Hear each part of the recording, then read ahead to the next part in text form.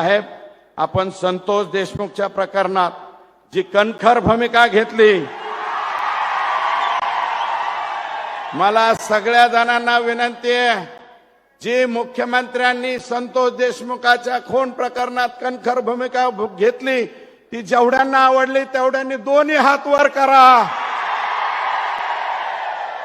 आवडली साहेब, सगळ्यांना आवडली ती जी कणखर भूमिका।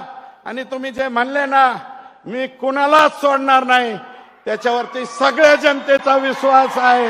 सगळ्यात महत्त्वाचं म्हणजे जी काही अतिशय दुर्दैवी घटना झाली, स्वर्गीय संतोष देशमुख यांच्या अतिशय निगृण खुनाची, मी त्यांनाही सांगतो आणि आपल्यालाही सांगतो की अशा घटना कुठल्याही परिस्थितीत खपवून घेतल्या जाणार नाहीत आणि कोणीही असो प्रत्येकावर या ठिकाणी कारवाई होईल हा विश्वास मी तुम्हाला देतो। आणि माझी बीडच्या जनतेला विनंती आहे, आपण सगळे छत्रपती शिवरायांचे मावळे आहोत।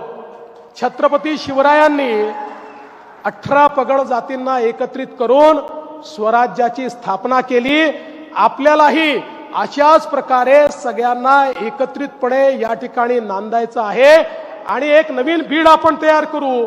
एक जो इतिहास बीडचा धस साहेबांनी सांगितला, ताईंनी सांगितला, एवढे मोठे मोठे लोक या बीडनी आपल्याला दिलेले आहेत, तोच इतिहास पुढे जाईल आणि एक गौरवशाली अशा प्रकारच्या बीडचा इतिहास तयार करण्याकरता आपल्या सगळ्यांचे जे प्रयत्न आहेत त्या प्रयत्नांच्या पाठीशी मी देखील ठामपणे उभा राहील।